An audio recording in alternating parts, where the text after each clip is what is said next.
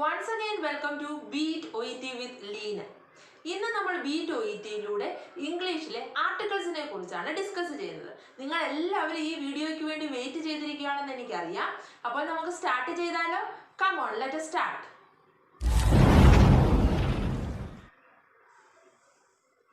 നിങ്ങളിൽ പലരും ആർട്ടിക്കിൾസിനെ കുറിച്ച് വളരെ കൺഫ്യൂസ്ഡ് ആണ് അല്ലേ? OET റൈറ്റിംഗിൽ ആർട്ടിക്കിൾസിന് വളരെ ഇമ്പോർട്ടൻസ് ഉണ്ട്. ഇന്നത്തെ ഈ വീഡിയോയിലൂടെ ഞാൻ നിങ്ങൾക്ക് ആർട്ടിക്കിൾസിനെ കുറിച്ച് ഒരു തറോ ഇൻഫോർമേഷൻ തരാനാണ് ഉദ്ദേശിക്കുന്നത്. അപ്പോൾ എല്ലാവരും ഈ വീഡിയോ ആദ്യം മുതൽ അവസാനം വരെ കാണേണ്ടതാണ്. അപ്പോൾ ഏതൊക്കെയാണ് ഇംഗ്ലീഷിലെ ആർട്ടിക്കിൾസ്? And the. ഈ ആർട്ടിക്കിൾസിനെ നമ്മൾ 2 ഗ്രൂപ്പ്സ് ആയി ഡിവൈഡ് ചെയ്തിട്ടുണ്ട്. Definite article and indefinite article. ഏതൊക്കെയാണ് ഡെഫിനിറ്റ് ആർട്ടിക്കിൾ? ദ എന്ന ആർട്ടിക്കിളിനെയാണ് നമ്മൾ ഡെഫിനിറ്റ് ആർട്ടിക്കിൾ എന്ന് പറയുന്നത്. ഇൻഡെഫിനിറ്റ് ആർട്ടിക്കിൾ ആണ് അല്ലെങ്കിൽ ആൻഡ്. ഇനി നമുക്ക് ഈ ഇൻഡെഫിനിറ്റ് ആർട്ടിക്കിളും ഡെഫിനിറ്റ് ആർട്ടിക്കിളും തമ്മിലുള്ള ഒരു വ്യത്യാസം നോക്കാം. നിങ്ങൾക്ക് ഞാൻ സിമ്പിൾ ആയിട്ട് ഒരു എക്സാമ്പിൾ പറഞ്ഞു തരാം. ഇപ്പൊ നിങ്ങൾ നിങ്ങളുടെ ഫ്രണ്ടിനോട് പറയാണ്, come on we can read a book. അതിന്റെ മീനിങ് എന്താ? നമുക്ക് ഒരു ബുക്ക് റീഡ് ചെയ്യാം. ഇവിടെ നിങ്ങൾ നിങ്ങളുടെ ഫ്രണ്ടിനോട് ഏതെങ്കിലും ഒരു ബുക്ക് റീഡ് ചെയ്യാമെന്നാണ് പറയുന്നത്, അല്ലാതെ ഇന്ന ബുക്ക് എന്ന് സ്പെസിഫൈ ചെയ്ത് പറയുന്നില്ല. അതേസമയം മറ്റൊരു എക്സാമ്പിൾ നോക്കാം. V can read the book. അപ്പൊ റീഡ് ദ ബുക്ക് മീൻസ് എന്താ? ഒരു ബുക്ക് അത് സ്പെസിഫൈ ചെയ്ത് പറഞ്ഞിട്ടുണ്ട് നിങ്ങൾ നിങ്ങളുടെ ഫ്രണ്ടിന്റെ അടുത്ത്. ഒരു പക്ഷേ ഇന്നലെ നിങ്ങൾ ഡിസ്കസ് ചെയ്ത് കാണും, നാളെ നമുക്ക് ട്രാവൽ ബുക്കിനെ കുറിച്ച് റീഡ് ചെയ്യാം എന്ന് പറഞ്ഞിട്ടുണ്ടാകും. അതാണ് പറഞ്ഞത് V can read the book. ഒരു പ്രത്യേക ബുക്ക് വായിക്കാമെന്നാണ് അവിടെ പറയുന്നത്. അപ്പൊ എന്താണ് ഡെഫിനിറ്റ് ആർട്ടിക്കിളും ഇൻഡെഫിനിറ്റ് ആർട്ടിക്കിളും തമ്മിലുള്ള വ്യത്യാസം? ഡെഫിനിറ്റ് ആർട്ടിക്കിൾ മീൻസ് നമ്മളൊരു കാര്യം സ്പെസിഫൈ ചെയ്ത് പറയുകയാണ്. ഇന്ന കാര്യം അതിനെ സ്പെസിഫൈ ചെയ്ത് പറയുമ്പോഴാണ് നമ്മൾ ഡെഫിനിറ്റ് ആർട്ടിക്കിൾ യൂസ് ചെയ്യുന്നത്. ഇൻഡെഫിനിറ്റ് ആർട്ടിക്കിൾ യൂസ് ചെയ്യുന്നത് നമ്മൾ ജനറൽ ആയിട്ടുള്ള ഒരു കാര്യം പറയുമ്പോഴാണ് ഇൻഡെഫിനിറ്റ് ആർട്ടിക്കിൾ യൂസ് ചെയ്യുന്നത്. ഇനി നിങ്ങൾക്ക് മനസ്സിലായില്ലെങ്കിൽ ഞാൻ മറ്റൊരു എക്സാമ്പിൾ കൂടി പറയാം. നിങ്ങൾ നിങ്ങളുടെ ഫ്രണ്ടിനോട് പറയുകയാണ്, you should consult A doctor. എന്ന് വെച്ചാൽ നിങ്ങൾ ഒരു ഡോക്ടറിനെ കാണണം. ഇന്ന ഡോക്ടറിന് സ്പെസിഫൈ ചെയ്തിട്ടില്ല അവിടെ. അതേസമയം നിങ്ങൾ ഇങ്ങനെ ചോദിക്കുകയാണ്, did you see the doctor? നിങ്ങൾ ആ ഡോക്ടറിനെ കണ്ടോ? ദാറ്റ് മീൻസ് നിങ്ങൾ പറയുന്നത് ഒരു സ്പെഷ്യൽ ഡോക്ടറിനെ കുറിച്ചാണ്. ഒരു പക്ഷെ അതൊരു ന്യൂറോളജിസ്റ്റ് ആകാം, ഒരു പക്ഷെ അത് സൈക്കോളജിസ്റ്റ് ആകാം, ഒരു കാർഡിയോളജിസ്റ്റ് ആകാം, അയാൾ സ്ഥിരം കാണിച്ചുകൊണ്ടിരിക്കുന്ന ഒരു ഡോക്ടർ ആകാം. നിങ്ങൾ ആ സ്പെഷ്യൽ ഡോക്ടറിനെ കണ്ടോ എന്നാണ് ചോദിക്കുന്നത്. Did you see the doctor എന്ന് പറയുന്നത്. നിങ്ങൾക്ക് മനസ്സിലായോ വ്യത്യാസം? ഇനി നമുക്ക് OETയിലെ ആർട്ടിക്കിൾസിന്റെ യൂസേജിനെ കുറിച്ച് നോക്കാം. ആദ്യം ഇൻഡെഫിനിറ്റ് ആർട്ടിക്കിൾസ് ആയ ആൻഡ് ആൻ എന്നതിന്റെ യൂസേജിനെ പറ്റി ഡിസ്കസ് ചെയ്യാം.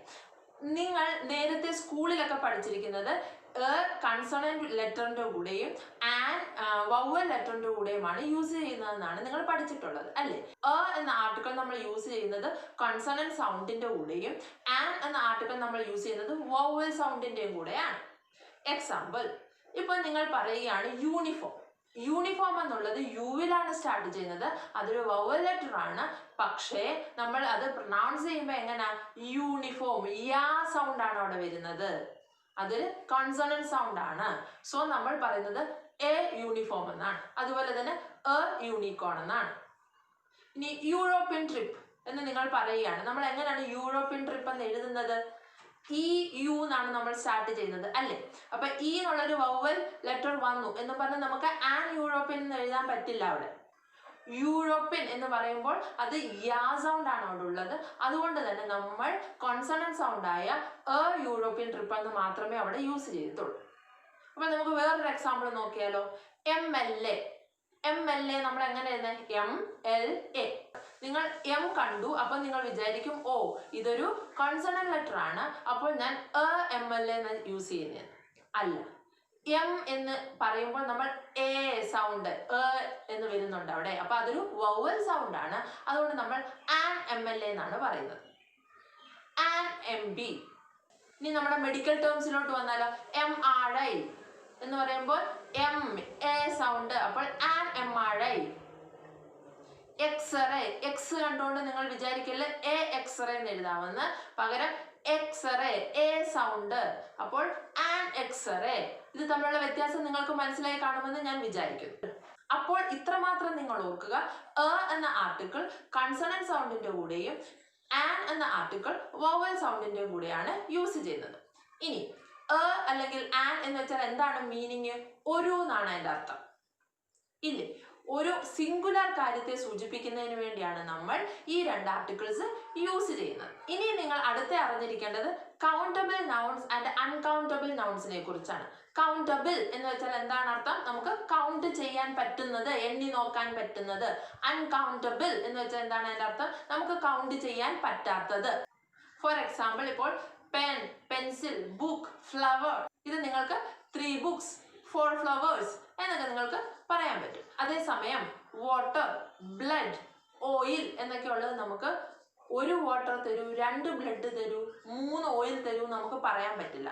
അതിന് പകരം നമ്മൾ അതിന്റെ മെഷർമെന്റ് ആണ് യൂസ് ചെയ്യുന്നത്, അല്ലെങ്കിൽ നമ്മൾ അതിനെ ക്വാണ്ടിഫൈ ആണെന്ന് പറയും. A glass of water, 1 liter of water, A packet of blood, അങ്ങനെയാണ് നമ്മൾ പറയുന്നത്. സോ നിങ്ങൾ എപ്പോഴും ഓർത്തിരിക്കേണ്ട കാര്യം, നമ്മൾ അല്ലെങ്കിൽ ആൻ എന്ന ആർട്ടിക്കിൾ കൗണ്ടബിൾ നൗൺസിന്റെ കൂടാണ് യൂസ് ചെയ്യുന്നത്.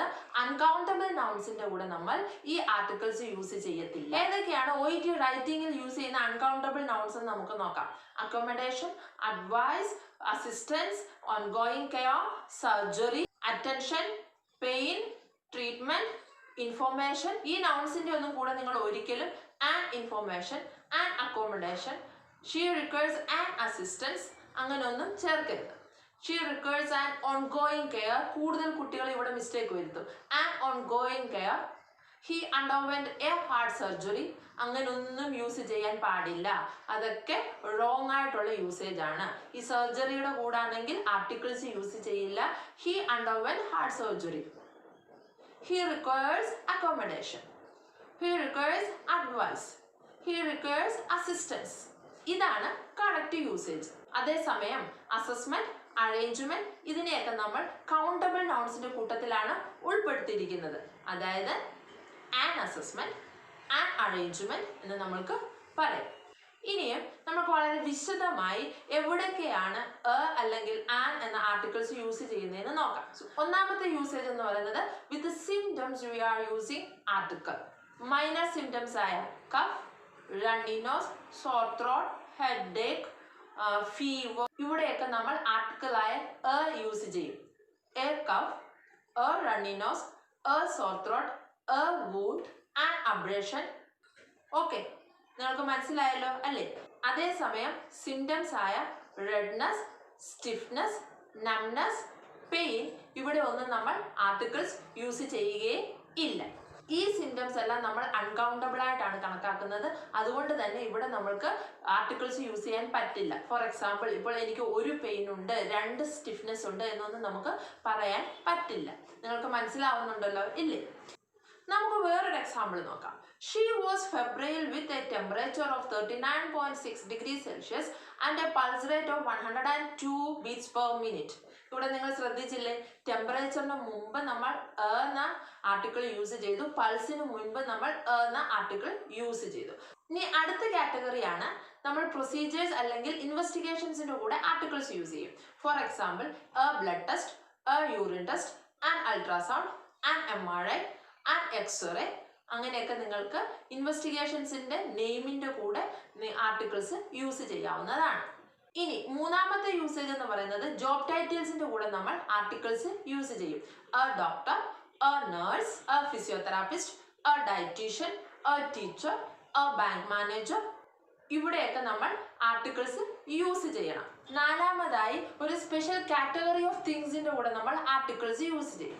ഫോർ എക്സാമ്പിൾ, ഇപ്പോൾ ഒരു പേഷ്യന്റ് സ്മോക്കർ ആണെന്ന് നിങ്ങൾക്ക് പറയണമെങ്കിൽ സ്മോക്കറിന് തൊട്ട് മുമ്പ് നിങ്ങൾ ഹി ഈസ് എ സ്മോക്കർ എന്ന് പറയണം. ഹി ഈസ് ആൻ ആൽക്കഹോളിക് എന്ന് പറയണം. ഇപ്പോൾ പേഷ്യന്റ് ഒരു സ്പെഷ്യൽ ഡയറ്റ് അവിടെ മെൻഷൻ ചെയ്തിട്ടുണ്ട്. നിങ്ങൾക്ക് ലെറ്ററിൽ അത് എഴുതണമെങ്കിൽ നിങ്ങൾ എങ്ങനെ എഴുതുന്നത്? He requires A renal diet, he requires A diabetic diet എന്ന്. ആ ഡയറ്റ് എന്ന് പറയുന്നത് ഒരു സ്പെഷ്യൽ കാറ്റഗറി ഓഫ് ഡയറ്റ് ആണ്. അതുകൊണ്ട് നമ്മൾ ആ ഡയറ്റിന് തൊട്ട് മുൻപ് നമ്മൾ എന്ന ആർട്ടിക്കിൾ യൂസ് ചെയ്യണം. ഓക്കെ, നിങ്ങൾക്ക് മനസ്സിലായി കാണുമല്ലോ ഇല്ലേ? ഇനി അടുത്തത് നമ്മൾ ദ എന്ന ഡെഫിനിറ്റ് ആർട്ടിക്കിളിന്റെ യൂസേജ് ആണ് നോക്കുന്നത്. ഞാൻ നേരത്തെ പറഞ്ഞിരുന്നു, ദ എപ്പോഴാണ് നമ്മൾ യൂസ് ചെയ്യുന്നത്?